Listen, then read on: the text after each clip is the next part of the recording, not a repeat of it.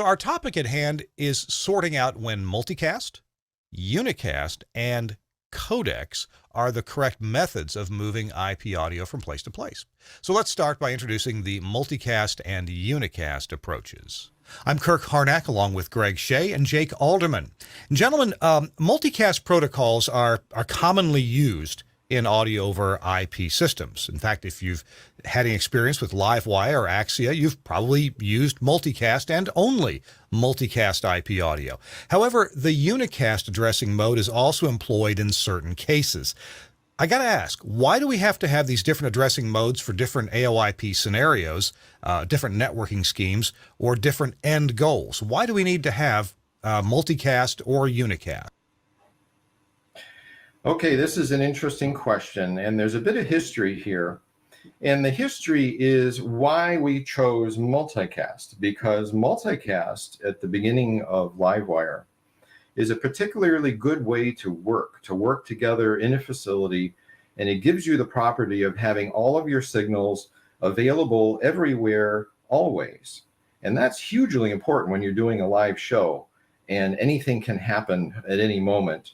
And you may need to run in the back room and monitor, is that microphone working right? Does this sound okay? So when you're running a live show in a facility, multicast is really handy, that property of having everything everywhere. But unfortunately, the internet does not carry multicast.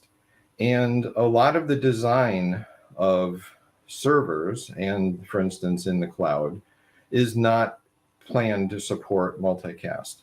So our favorite tool that we have been using for years isn't available. So we simply also support the other mode, unicast. And unicast simply means it's a point-to-point connection. Instead of the audio or the signal being available everywhere, you have to decide ahead of time. This is going from point A to point B.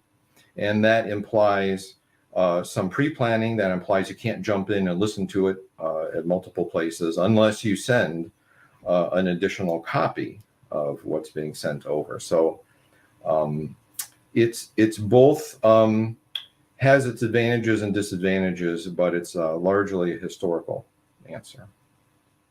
When we look at how facilities are planned, as Greg said, we had our best friend multicast for a number of years.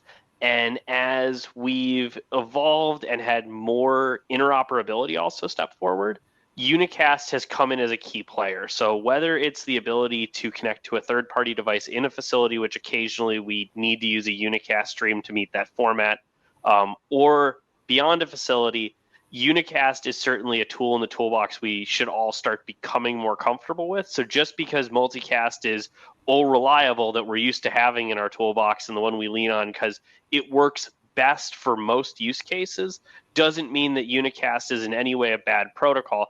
Also, when we look at things from a networking and an IT perspective, multicast has always been a special use case tool. And special use case tools always take longer to be adopted in the IT industry. So unicast is here today. It's not to say multicast won't be more available tomorrow, but we're here to tell you how to make things work in the short term, not the long term. So we're going to talk about how unicast is a key player in complementing multicast to facilitate broadcast workflows.